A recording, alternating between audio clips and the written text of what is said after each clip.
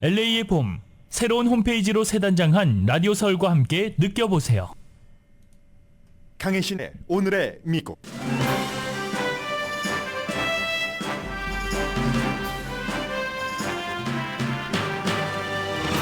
한국 총선은 79% 개표 현재 더불어민주당이 155석, 국민의힘이 96석, 조국개혁신당이 한석, 새로운 미래가 한석을 확정지었습니다.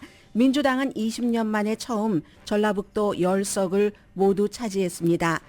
국민의힘은 원희룡, 윤희숙 후보 등이 밀려났고 나경원, 안철수 후보만 현재 선두입니다. BBC 방송은 이번 총선 결과 국민의힘이 부진하면 윤석열 대통령은 외교관계 이외에는 성과 없는 대통령으로 임기를 마칠 것이라고 전했습니다. 바이든 대통령과 기시다 후미오 일본 총리가 지금 백악관에서 회담하고 있습니다. 회담 직전 두 사람은 미일 동맹과 국방, 경제 협력을 강화한다는 발언을 했습니다. 미일 정상회담에서도 세계 언론은 만일 트럼프가 다시 대통령이 된다면 이런 의문을 보입니다. 그렇게 될 경우 한국이 가장 큰 타격을 받을 것이라고 이코노미스트가 보도했습니다. 3월의 소비자 물가가 한 달 전에 비해서 0.4%, 1년 전에 비해서는 3.5% 올랐습니다.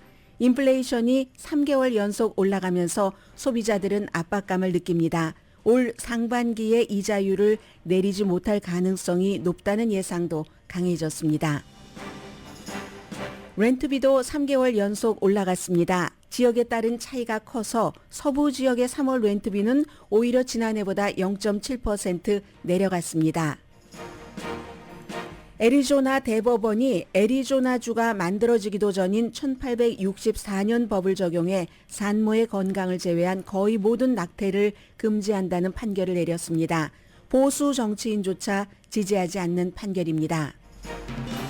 트럼프 전 대통령이 포르노 배우와 잠을 자고 선거의 악영향을 피하기 위해서 몰래 돈을 주곤 비즈니스 처리한 사건을 64%의 미국인은 심각하게 받아들입니다. 로이터 여론조사 결과입니다.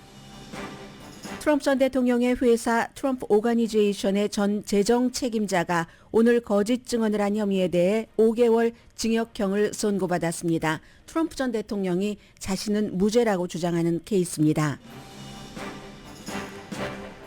여러분 안녕하십니까? 오늘의 미국 강혜신입니다. 오늘의 미국이긴 하지만 한국 뉴스에 관심이 없으신 분이라도 이 총선에 대해서는 한국 사람이라면 세계 어느 지역에 살고 있던 전부 좀 아셔두는 것이 좋겠죠. 저희 라디오 서울 방송도 평소에 아침 7시에 시작하는 모닝 뉴스를 1시간 당겨서 새벽 6시부터 개표 방송을 해드렸습니다. 제가 지금 시간 변하고 있기 때문에 현재의 여러분들께서 궁금하실 만한 그런 내용부터 앞에 조금 간추려 드리겠습니다. 어제의 그 총선은 4년 동안의 국회의 구성이 어떻게 되느냐도 달려있지만 앞으로 그 윤석열 대통령의 임기가 3년이 남았기 때문에 어느 정도의 표를 더불어민주당이 가느냐에 따라서 말 그대로 윤석열 대통령이 아무런 일도 할 수 없는 한국의 비극이 이제 3년 동안 지금으로서 봐서는 뭐 그럴 가능성도 높아 보이기도 하고요.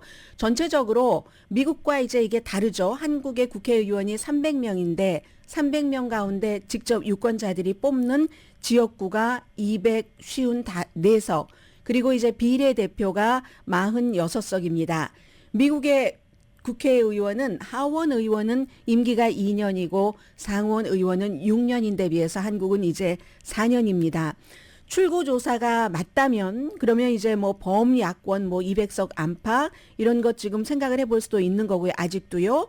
그리고 무엇보다도 투표율이 32년 만에 최고였습니다. 잠정적으로 계산된 게 67%라고 하는데 이것도 사실은 지금은 거의 중요한 지역에서 90% 정도 개표율이 나온 곳이 있기 때문에 어느 정도 정리가 됐습니다만 처음에만 하더라도 개표 초기 단계만 하더라도 투표율이 적을 것이다, 낮을 것이다 예상했던 것보다 했는데 투표율 그만큼 높았다는 것은 얼마나 사람들이 관심이 많은가 하는 것을 알 수 있고요. 지금 제일 앞에 보이는 게 정청래, 하문영 52%밖에 개표되지 않았습니다. 그 마포 지역은요.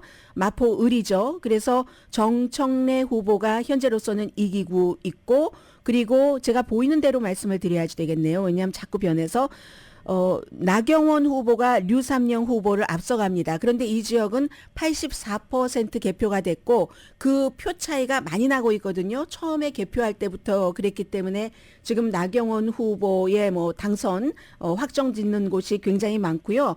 텔레비전에는 지금 라이브 텔레비전에는 대구 쪽 이런 쪽이 나오고 저는 여러분들께서 관심이 많으신 뭐 서울 중심으로 우선 말씀을 조금 드려보겠습니다. 이준석 후보는 뭐 서울은 아니지만 경기 화성을이지만 지금 개표율이 50%밖에 안 되는 상황에서 한 2% 정도 그 차선 후보를 앞서가고 있습니다. 그래서 이제 이 지역의 경우는 뭐 연고지가 있는 것도 아니고 이준석 후보가 마지막에 어머니 아버지와 다 함께 이제 그 선거 캠페인을 하고 점점 올라가는 그 추세에서 치러졌는데 현재로서는 이준석 후보가 조금 앞서가고 있고요. 국민의힘에서는 좀 확정이 거의 가능하다 보는 후보가 안철수 후보, 뭐 이광재라는 굉장히 강한 사람이잖아요. 국회 사무총장까지 지낸 사무총장은 장관급입니다. 경기 그 성남 분당갑에서 그렇고 그리고 여러분들 윤희숙 후보가 지금 지고 있습니다. 전현희 후보와 서울 중구 성동갑에서 거기도 이제 거의 90% 정도 됐는데 지고 있고 또 심상정 후보는 그 좌절했고요. 지금부터 조금 더 나오는 순서대로 엄청 빨리 지나가서 이준석 후보 43대 39.9%. 이 추세를 보면은요. 조금씩 더 이준석 후보가 올라가고 있고 현재 개표율은 52.6%고요. 그리고 나경원 후보는 55.7대 44.3 개표율이 84.6%니까 뭐 당선 확정으로 보는 그런 곳도 있고 서울 광진을이 고민정 후보입니다. 더불어민주당이요. 오신환 국민의힘 후보에 비해서 여기도 지금 53.1% 대 46.1%인데 제가 볼 때는 처음에 개표 시작하자마자부터 지금 개표율 50.2%거든요. 이걸 계속 유지를 하고 있습니다. 그리고 여러분께서 관심이 있을 만한 곳, 88.5% 개표율에 서울 중구 성동갑 더불어민주당의 전현희 후보가 앞서갑니다. 그런데 여기는 88.5%니까 뒤집기는 좀 힘들어 보이긴 하네요. 윤희숙 국민의힘 후보가 48.3%가 되고요. 그리고 또 여러분께서 관심이 있으실 만한 곳 서울 마포을 불러드리며 여기는 아마 정청래 후보가 가져갈 것 같습니다. 처음에 개표할 때는 정청래 후보가 오히려 국민의힘의 함은경 후보에게 뒤졌었던 때도 있거든요. 그런데 워낙에 그쪽 지역구가 단단하니까 현재 개표율은 52.5%지만 정청래 후보가 54.6대 함은경 후보 36.7% 그리고 초반을 제외하고는 계속 지금 정청래 후보가 그 표를 이제 앞서가고 있는 지금 그런 단계이고요. 그리고 여기도 있군요. 서울 서대문을이 개표율이 87.5%인데 더불어민주당의 김영호 후보가 국민의힘 박진 전 장관을 56.5%대 43.5%로 앞서갑니다. 여기도 지금 개표 얼마 남겨두지 않고 있기 때문에 뭐 1위는 1위지만 굉장히 그 확정적인 곳이라고도 볼 수 있고요. 그리고 서울 용산은요. 권영세 후보 국민의힘 앞서갑니다. 여긴 차이가 많이 나네요. 개표율이 83.5%인데 권영세 국민의힘 후보 53.7, 더불어민주당의 강태웅 후보 45.2. 제가 지금 격전지만 우선 그 불러드리고 있고요.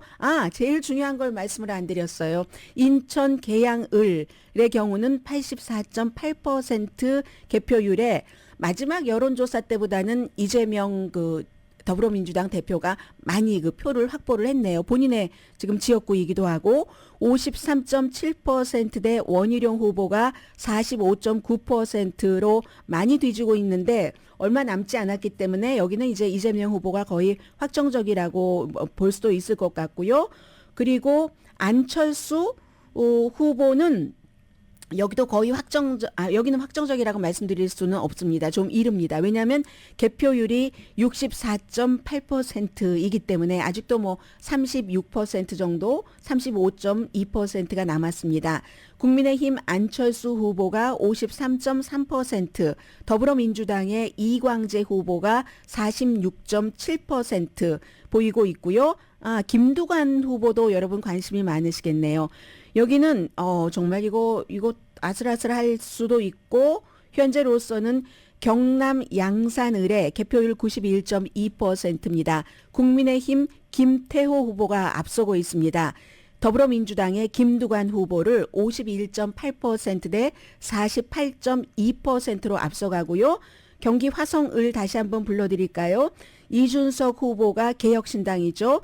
43% 그리고 공영훈 후보가 더불어민주당 39.9%. 아마 유권자들의 나이층으로 보면은 이 경기 화성을이 가장 그 젊은 사람들이 많이 사는 곳이고, 이번에 그 이준석 후보가 여기로 그 비례대표를 하지 않고 여기로 들어감으로 인해서 그전에는 정말 조용하게 선거 캠페인을 했었던 것이 굉장히 지금 활발하게 되고 있다. 지금 이런 얘기 나오고요. 그 사이에 전체적인 의석 수를 조금 보겠습니다. 전국 개표율이 현재 이제 80%가 넘었습니다.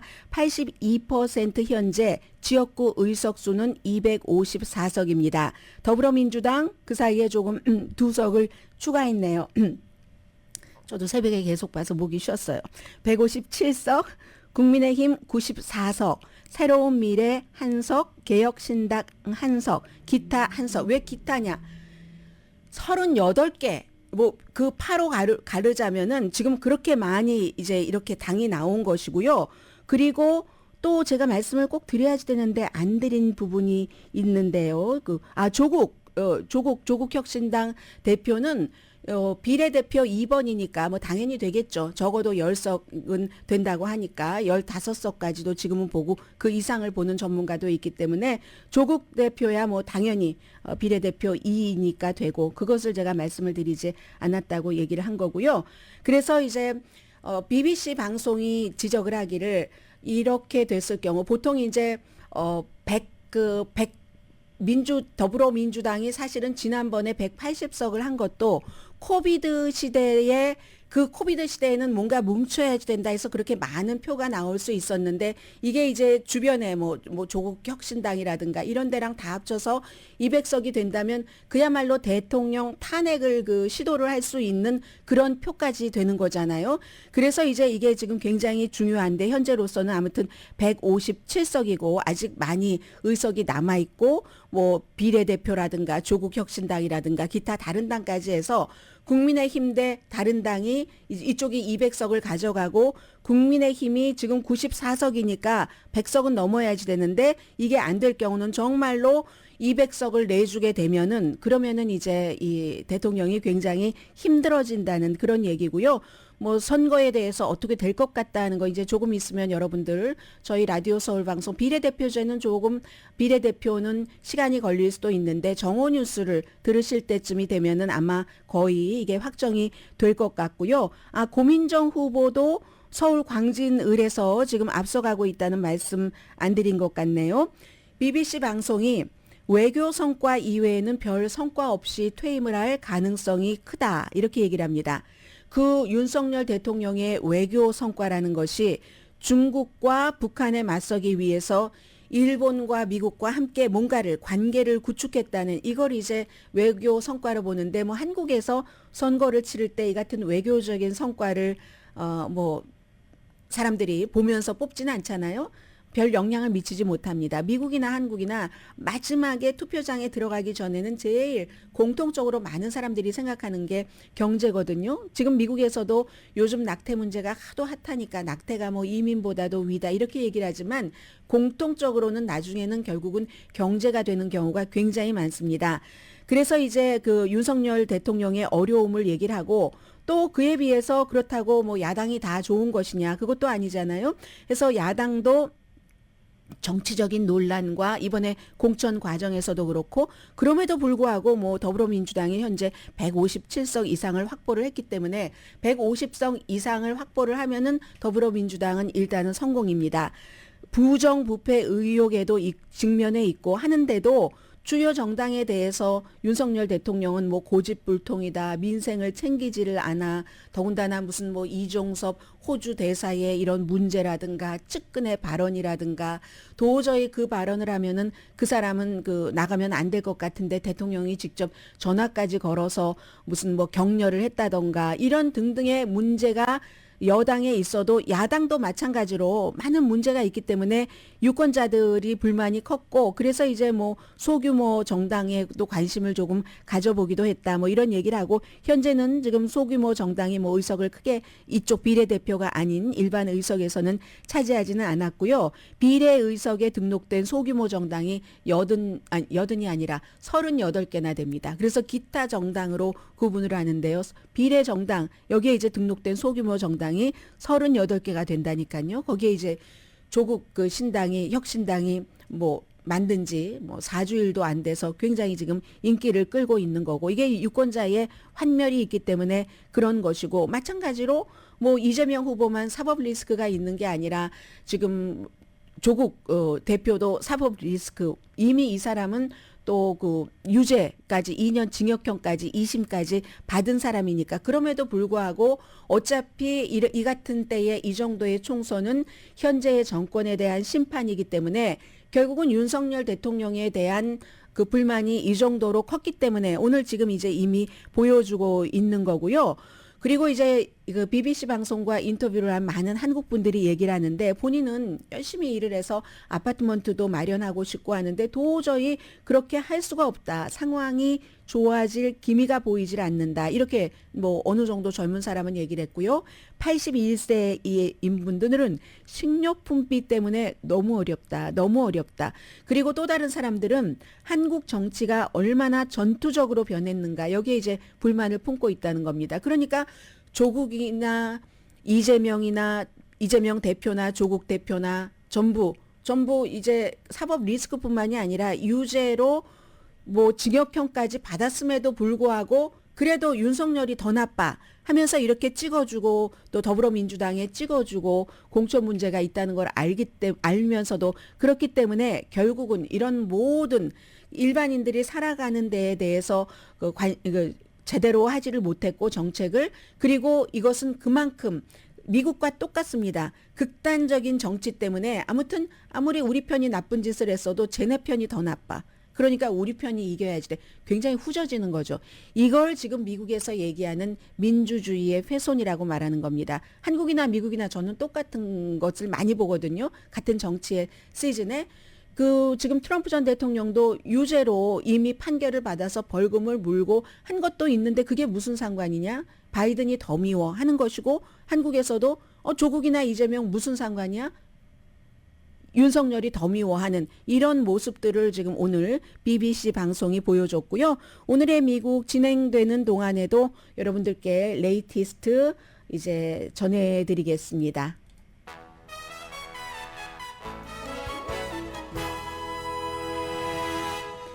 네, 국민의힘 유영아 후보는 대구 달서갑에서 당선됐습니다. 뭐 너무 잘 아시는 박근혜 대통령과의 여러 가지 관계해서 대구 달성이 아니라 네, 당선이 됐고요. 자, 오늘의 미국은 전문가가 추천하는 이민법, 가정법 전문 재인정 종합법률사무소 총 20억 달러 승소, 교통사고와 상해 전문 브라이언 타필라와 CG 변호사 그룹, 집융자, 커머셜, SBA 융자, 급한 하드머니까지 모든 융자를 잘하는 융자나라 공동펀입니다. 잠시 뒤에는 지금 백악관에서 회담하고 있는 기시다 후미오, 바이든 대통령 이 두 사람의 얘기를 조금 전해드리겠고요. 이현주 후보 나온 데가 접전이네요. 49.9 대 48.1. 더불어민주당으로 국민의힘에서 더불어민주당으로 갔잖아요. 이현주 후보는 돌아다닐 수 있는 당은 다 돌아다녔습니다. 그런데도 지금 약간의 차이지만 선두입니다. 잠시 뒤에 뵙겠습니다.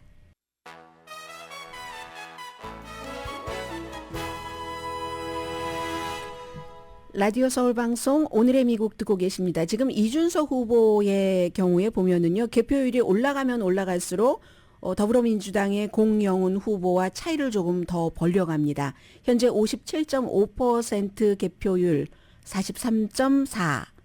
이준석 후보가, 그리고 공영훈 후보가 39.4. 제가 방송 들어오기 직전까지만 하더라도 한 2%포인트 정도 차이가 났거든요. 그런데 지금은 이미 한 3.5% 정도가 차이가 나니까 현재의 추세로는 이렇게 이준석 후보가 조금 앞서가고 있는 그런 그 추세인 것 같습니다. 어머니 역할도 컸을 것 같아요.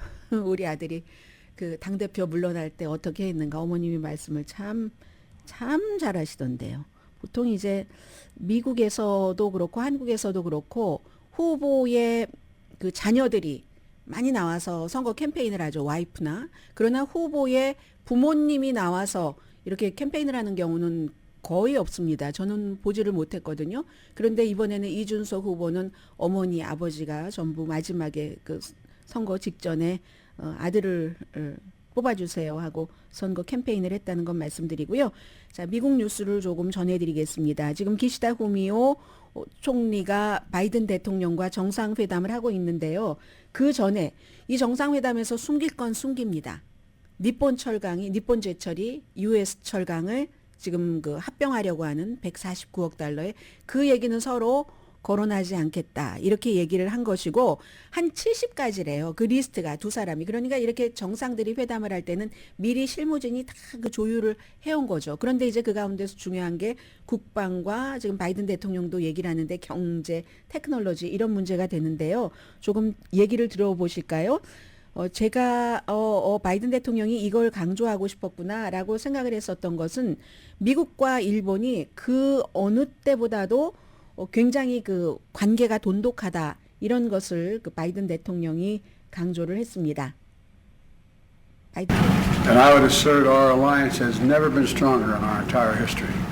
でここで強調したいのは日米同盟 그리고 이제 일본어로 다 이제 일일이 통역을 해주죠. 이건 이제 그 나라를 대우하는 겁니다. 지난번에 윤석열 대통령이 왔을 때도 그랬고요. Deepen it more, including increasing defense and then technology and cooperation across the board.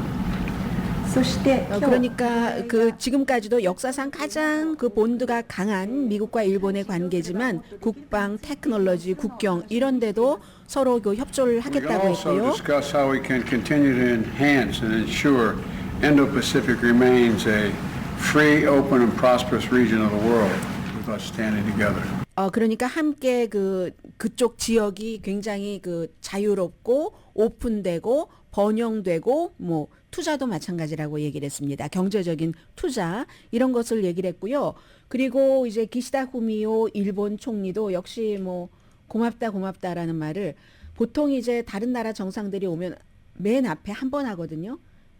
대통령과 질 바이든 여사가 환대해줘서 감사하다 했는데 처음 봤어요. 저는 제가 놓친 것도 있을지 모르지만 거의 비슷하지만 표현을 바꿔서 초대해줘서 감사하다 이런 말을 두 번 하고 나서 역시 바이든 대통령과 마찬가지로 미국과 일본의 우정과 신뢰 뭐 이런 것 그리고 뭐 자유 또 국제의 법과 질서를 지켜가는 데 있어서의 두 나라의 협력 또 바이든 대통령과 똑같습니다. 경제적인 파트너로서의 어떤 미래에 함께 성장하는 것 그런 얘기를 기시다 후미오 총리가 했습니다. 私は数限りない対話を積み重ねて友情と信頼を培ってきました。それによって今や日米は法の支配に基づく自由で 일본어 알아들으시는 분 많으실 것 같아서 그냥 틀어둡니다. 先頭に立ってリードするこうした立場にあります。 Up until now, Joe, you and I, 그리고 we have had countless 마찬가지로 미국 사람들 들으라고 영어로 번역을 해주죠. 이슈를 말하기 전에 바이든 대통령과 본인이 굉장히 뭐 다각도에서 깊은 대화를 나누었다 이렇게 얘기를 하면서 미래의 파트너로 나가자 하는 게 기시다 후미오 일본 총리의 얘기였습니다. 네, 그래서 이제 무척 중요하고요.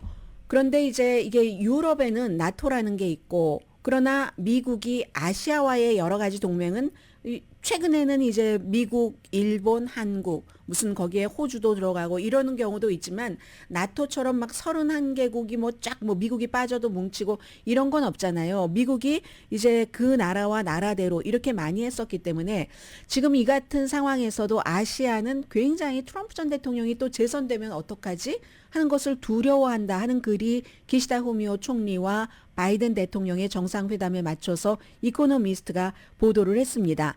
그래서 아시아의 동맹국들이 뭐 일본을 포함해서 한국도 마찬가지고 그리고 트럼프 전 대통령이 대통령이 되면은 한국이 가장 곤란할 것이다라고도 얘기를 했어요. 아시아 동맹국들은 자신들의 정책을 트럼프로부터 보호하려고 굉장히 노력을 하고 있는데 만약에 이제 그 러시아가 우크라이나에서 승리하도록 트럼프가 만약에 대선에서 대통령이 돼서 그걸 허락을 한다면 아시아에 이제 잘못된 신호를 보낸다는 거죠. 그렇기 때문에 오늘 바이든 대통령과의 정상회담이 끝나고 나서 이 두 나라 간 그리고 이제 주변 나라들도 함께 뭐 필리핀 대통령도 함께 정상회담을 하잖아요. 국방 안보 같은 것을 강화한다는 것을 계속 얘기를 해두고 그리고 필리핀의 대통령과 일본의 총리도 같이 우리가 봉봉 마르코스죠. 그 페르디난드 봉봉 마르코스와 함께 우리가 한다. 예전에는 이런 일이 없었는데 지금 점점 아시아도 동맹이 발전하고 있다 하는 얘기를 말하고 있죠. 이게 이제 트럼프의 재선에 대해서 대비를 하는 것이라고 얘기를 하죠. 미국이 이제 일본, 한국, 호주, 뭐 필리핀, 뭐 이런 뭐 태국하고도 그렇고 양자 조약은 맺고 있죠.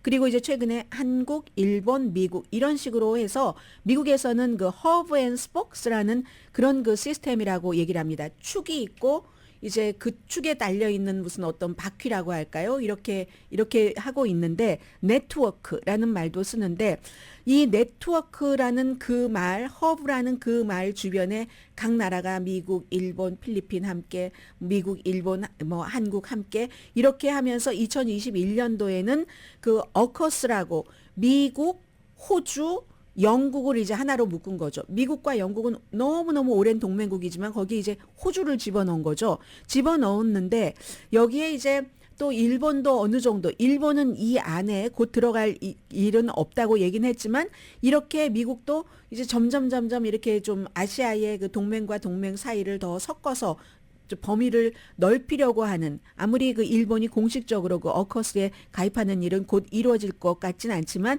그렇다는 얘기를 합니다.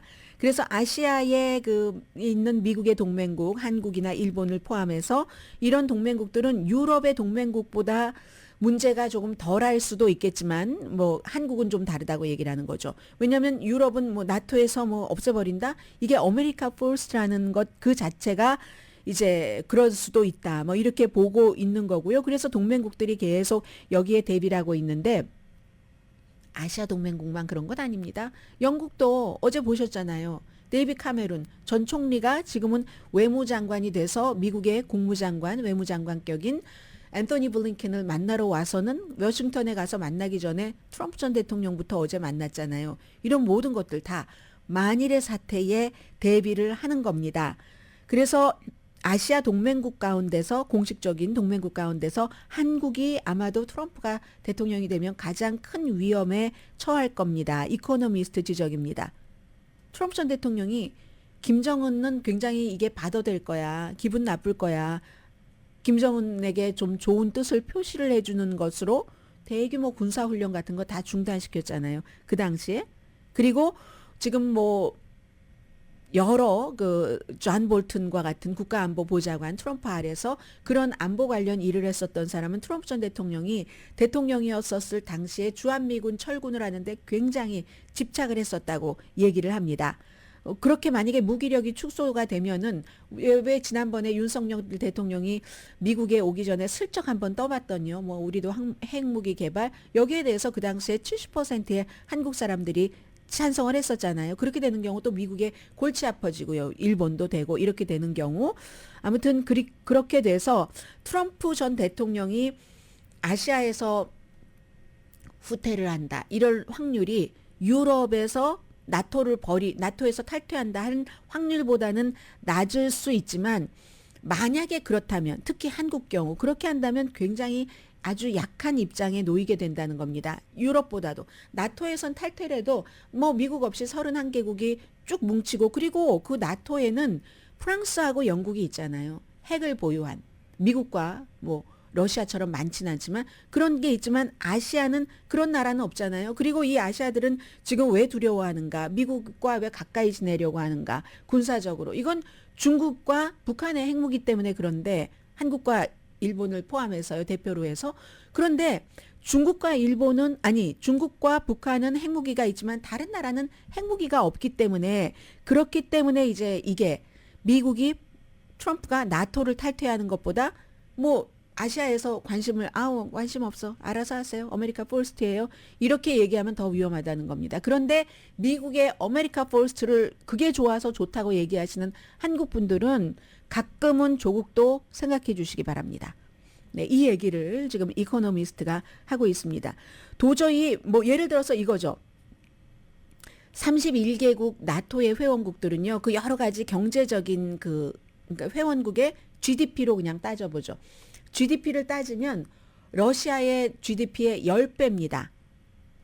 그러면 그 경제적으로도 괜찮잖아요. 그런데 미국, 그러니까 아시아는요, 다 합쳐봐야 중국의 GDP의 반 정도밖에 안 되거든요. 미국이 개입하지 않고는 도저히 중국이 어떤 마음을 먹었을 때 러시아, 우크라이나 이렇게 해서 트럼프가 그래 우크라이나 먹으세요. 그래서 딱 먹고 나서 그럼 중국이 우리도 먹어야지 되겠는데 이럴 때 미국 없이는 균형을 맞출 수가 없다는 겁니다. 그래서 제가 좀 전에 그 허브 스포크라고 말씀을 드렸는데 허브가 없으면 이 축이 없으면 스포크는 멀리 뭐 도저히 축 없는 바퀴가 어딜 멀리 가겠어요. 나갈 수가 없다 이런 거고요. 그래서 오늘 이제 끝나고 어제 저녁 같이 먹었고 오늘은 백악관에서 또 저녁 먹고요. 그 만찬이죠. 부부가 함께. 그리고 내일은 상하 합동 연설을 하고 4월 12일에 노스캐롤라이나에 있는 토요타 공장을 방문해서 일본이 미국에 얼만큼이나 투자하는가 이런 걸 강조할 예정입니다. 지금 아마 공동 기자회견 하려고 나오는 것 같아요. 잠시 뒤에 뵙겠습니다.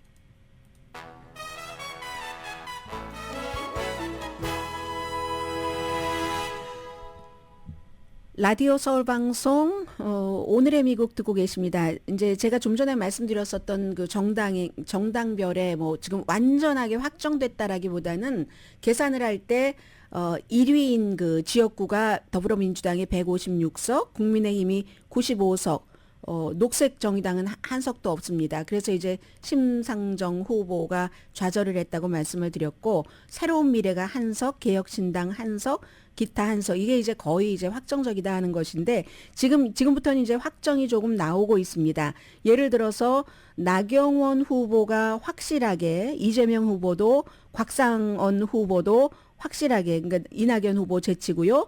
그리고는 그 밖에는 고민정 후보는 1위이고 전현희 후보는 당선으로 나옵니다. 윤희숙 후보를 이겼습니다. 그리고 이준석 후보는 또 좀 전에 말씀드렸을 때보다는 조금 격차가 줄어들었어요. 격차가 줄어들었고 곽상언 후보 더불어민주당 당선 확실시로 지금 분류가 되고 있습니다. 이 분류는 연합뉴스의 분류였고요. 그리고 또 한 번만 더 바꿔주세요.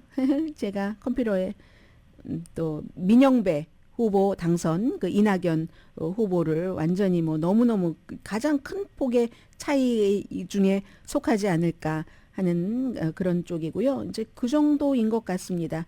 이재명, 안철수 후보도 아직 뭐 당선 확정이라고 얘기를 하고 있지는 않은데 개표율이 80%이기 때문에 그렇고요. 이준석 후보는 67.3%. 빨리 개표되네요, 지금. 그 개표율에서 지금 거의 3% 정도 앞서가고 있습니다. 오늘의 미국 진행되는 동안에도 또 말씀드릴 테고요. 어쨌든 더불어민주당이 단독으로 300석 가운데서 지금 비례대표 다 빼고 156석을 뭐 거의 확보한 거나 마찬가지니까 이 정도면은 단독 과반수가 확보가 됐기 때문에 더불어민주당은 큰 승리입니다. 그리고 이제 다른 당들 비례대표 포함해서 거의 뭐 200석 안팎이 되지 않을까 현재로서는 그렇게 보는 것 같아요. 200석이면 이제 탄핵까지 추진이 가능할 수 있는 것. 물론 그 탄핵이라는 것은 최종적으로 또 법원에 가서 법원에서 say no 하면은 no가 될 수도 있지만요.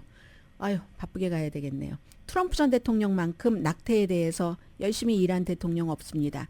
연방 대법관을 3명을 지명을 했으니까 그 이후에 연방 대법원에서 낙태를 주에서 알아서 하세요 하고 21개 주에서 낙태를 강하게 규제를 했고 어제 이게 이제 하이라이트였잖아요. 애리조나의 대법원이 거의 모든 낙태를 금지했습니다. 산모의 건강이 위험되는 때만 빼고. 우리 주변 사람이 강간을 당해도 아이를 낳으래요. 근친상간을 당해도 아이를 낳으랍니다. 그러니까 이것을 1864년도에 만들어진 법이라고 하는데 물론 1973년도에 74년도에 낙태법이 확정되고 시행되면서 그동안 이게 집행되지 않았죠. 그러다가 그 법에 근거해서 이제 14일 여유를 줬고요. 14일 동안 뭐 좀 검토한다고 하고 강간을 당했어도 근친상간이라도 이 아이를 낳도록 그 애리조나의 대법원이 판결을 했습니다. 애리조나가요. 이렇게 주가 만들어진 게 1912년도예요. 캘리포니아주가 1850년이잖아요. 1912년도면은 1850년도 그랬지만 빅토리아 시대인 거예요. 대영 제국의 빅토리아 여왕 시대인 거예요. 아, 빅토리아 여왕도 이미 숨졌을 때네요. 빅토리아 여왕이 뭐 1901년인가 숨지면서 그 시대가 끝났잖아요. 뭐 1800 30 얼마부터 그 빅토리아 시대에 막 여성들이 막 코르셋 입고 도덕률 같은 것을 너무 심각하게 해서 막 정부가 그 당시에 막 그냥 개인의 뭐 사생활도 간섭하고 막 이랬었던 그 시대의 법이라니까는요. 아무튼 그런 것을 이제 집행을 한다는 얘기고요. 남북전쟁 한창이었을 때잖아요. 이게 이제 1864년도에 만들어진 법이니까요. 그래서 애리조나가 지금 굉장히 보수적이긴 한데 주지사도 검찰총장도 민주당입니다. 그래서 이 검찰총장이 뭐라고 얘기를 하냐면 아니 그때는 애리조나가 주도 아니었고 2022년 12월부터 애리조나에서는 임신 15주일 이후에 낙태를 금지해 왔거든요. 근데 지금은 이제 거의 모든 낙태를 금지한다는 거고 그때의 법은 1864년 애리조나가 주도 아니었고 뭐 남북전쟁이 한창이었고 여성이 투표도 하지 못했던 때잖아요. 어떻게 그런 때의 법을 지금으로 갖고 와서 적용을 시키는가. 애리조나 역사에 오점을 남길 것이다. 나는 그 법에 따라서 어떠한 그걸 위반한다 할 때 2년에서 5년 징역형에 처해질 수 있거든요. 이 검찰총장은 그 기소하지 않겠다 이렇게 얘기를 했습니다. 아무튼 이렇게 보면은 이제 플로리다주도 5월 1일부터 임신 6주일 이후에 낙태가 안 되고 남부뿐만이 아니라 남서부까지 이렇게 낙태 권리가 줄어들고 그러면 이제 애리조나가 선거에서 굉장히 낙태, 문화 전쟁의 전쟁터가 될 수 있는 거죠. 그래서 애리조나주에서는 굉장히 강한 어떠한 것이 나오면 거기에 대한 굉장히 강한 반작용이 나오죠. 11월 달에 낙태의 권리를 보장하는 그러한 그 주민투표도 지금 붙여지는데 7월 달까지 뭐 서명이 뭐 한 38만 명 있어야지 된다고 하면 이미 50만 명 넘었다고 하니까 그게 아마 저는 통과될 것 같아요. 왜냐하면 지금까지 이러한 법안이 통과되지 않은 게 없습니다.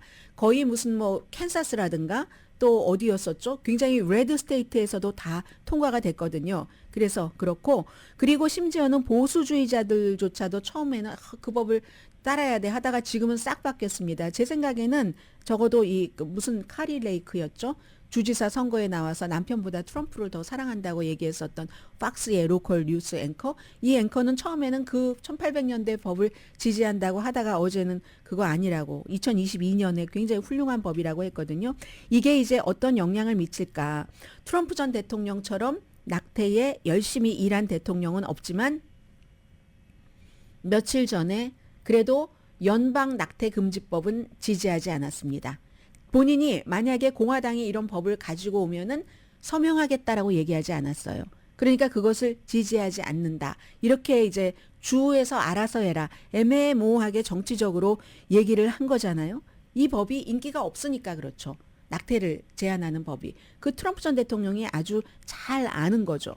몬타나 같은 데도 켄터키, 캔사스 이런 데도 다 이런 법이 통과되고 나서는 주민들이 이거 안 된다 하고 어떤 주민 발의안 같은 것을 만들었기 때문에요.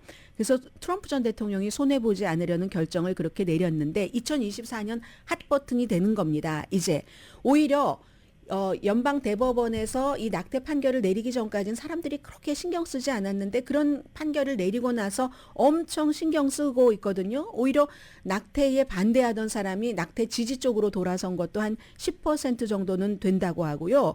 그리고 트럼프 전 대통령도 이제 교회의 여성의 경우는 이걸 이제 좀 신경을 많이 쓰니까 여러 가지 문제가 되는 거고, 트럼프 전 대통령은 내가 과거에 했었던 일을 잊어버렸으면 하지만 본인이 또 강조를 하잖아요. 다 연방 대법관들을 그런 사람을 내가 지명한 거야 하고 강조를 해놓고는 전체적인 낙태는 지지하지 않는다. 뭐 이런 식으로 하니까 이게 굉장히 아무튼 선거에서 큰 영향을 미칠 것 같고요. 한 1분만 하겠습니다. 시간이 많이 지나가서 트럼프 전 대통령이 포르노 배우와 잠을 자고 그 잠잤다는 것을 언론에 말하지 못하게 하기 위해서 돈을 뭐 13만 달러인가 변호사를 통해서 주고 그걸 사업한 것으로 속여서 얘기를 하고 나중에는 그 변호사한테도 뭐 거짓말하고 등등 해서 결국은 이제 이게 기소가 돼서 재판이 다음 주 월요일에 시작됩니다. 미국 사람들이 제가 생각했던 것보다도 많이 이 케이스가 심각하다고 답변을 했네요. 로이터와 입소스의 여론조사 결과 부분적으로 somewhat 이건 심각한 케이스야.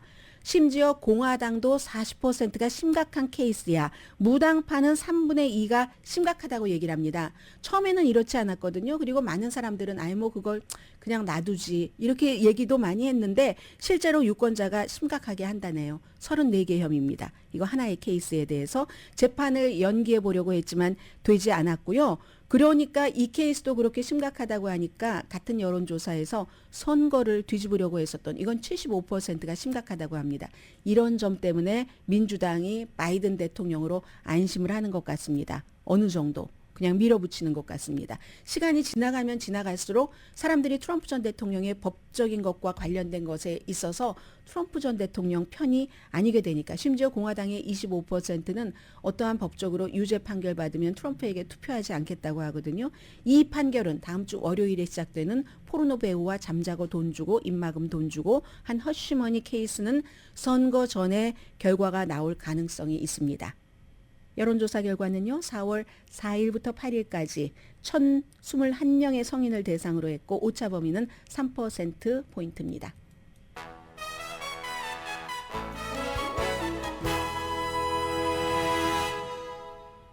라디오 서울 방송 오늘의 미국 듣고 계십니다. 3월의 소비자 물가가 한 달 전에 비해서 0.4%, 1년 전에 비해서 3.5% 올랐습니다. 전문가 예상은 0.4%, 3.4%였으니까 비슷하죠. 2월 달에는 1년 전보다 물가가 3.2% 올랐고 1월 달에는 3.1% 올랐습니다. 그럼 1월, 2월, 3월 전부 물가가 올랐다는 거거든요. 그럼 소비자들은 약간 압박감을 느끼죠. 3월 달에 1년 전보다 이제 3.5% 오른 건 말씀을 드렸고 그런데 잘 변하는 어떤 그 식료품이라든가 가솔린 값을 제외한 핵심 물가지수, 코어 물가지수는 두 달 전과 뭐 같은 비슷한 그런 그 속도였습니다. 아무튼 2023년도 말보다는 이 그 물건값 올라가는 게 속도가 빨라진다는 얘기거든요. 그 폭이 상승이. 그러면 이렇게 될 때는 이자율 6월 달에도 내릴 수 있을까요? 6월 달에 내리지 않을지도 몰라 하는 것들이 조금 더 지금 그렇게 됐고요. 그래서 오늘 좀 전에 보니까 지금은 안 나오는데 다우지수 같은 것도 엄청 내려가는데 지금도 마찬가지네요. 470 몇 %나 내려가고 나스닥도 지금 165포인트 한동안 좋더니 S&P 500도 56포인트 지금 내려가고 있습니다. 렌트비도 3개월 연속 올라갔습니다. 부동산 회사 레드핀이 했는데 미국의 중간 임대료는 3월 달에 3개월 연속 물가와 똑같네요. 상승해서 1년 전보다 0.8% 오른 중간입니다. 렌트비가 1987달러. 이것도 역시 인플레이션 때문에 그렇게 되겠죠. 그리고 이자율 때문에 사람들이 집을 사려다가도 말고 살 수도 없고 하니까 렌트를 들어서 하니까 수요가 많으니까 렌트가 당연히 오를 수밖에 없는데 이것은 항상 렌트비를 말씀드릴 때 주택값을 말씀드릴 때는 지역별 차이가 너무 큽니다. 그래서 중서부가 가장 많이 이제 올랐고 북동부는 지난해보다 3.8%, 남부는 지난해보다 0.35% 올랐는데 서부는요 0.7% 렌트비는 내려갔답니다. 이건 이제 역시 수요와 공급의 원칙에 따라서 뭐 신축 건물이 많았던 거죠. 더군다나 이게 그냥 단독주택이 아니라 아파트먼트면 훨씬 렌트비 내려가는데 도움을 줄 수가 있고요. 앞으로 서부 지역은 뭐 이렇게 된다고 하면은 계속이면은 주택값이 급하게 올라가는 것은 조금 막을 수 있지 않을까. 중서부 렌트비가 여전히 그래도 좀 괜찮은 편이다 말씀드립니다. 오늘의 미국은 전문가가 추천하는 이민법, 가정법 전문 재인정 종합법률사무소 총 20억 달러 승소, 교통사고와 상해 전문 브라이언 타필라와 CG 변호사 그룹, 집융자, 커머셜, SBA 융자, 급한 하드머니까지 모든 융자를 잘하는 융자나라 공동펀이었습니다. 10시에 브라보 마이 라이프 방송됩니다. 네, 지금 한국의 선거 결과 현재 다시 한번 불러드리면은요, 새로 고침을 하고 전국 개표율이 지금 87.6%니까 전국 개표율이 88%가 되는데 1위 지역구가 거의 확정적인 게 더불어민주당 156석, 한 석이 늘어났네요. 국민의힘 95석, 새로운 미래 한 석, 개혁신당 한 석, 기타 한 석 정도가 되거든요. 이제 더불어민주당이 자력으로 과반수를 확보를 했기 때문에 이재명 후보에게는 힘이 실릴 것이고, 그리고 국민의힘의 뭐 완패, 이 완패의 거의 모든 그 책임과 화살은 윤석열 대통령에게 돌아가겠죠. 물론 한동훈 비상대책위원장도 지금 뭐 많은 것을 그 차지를 하지 못했기 때문에 뭐 공을 인정받기는 굉장히 어려운 상태고요.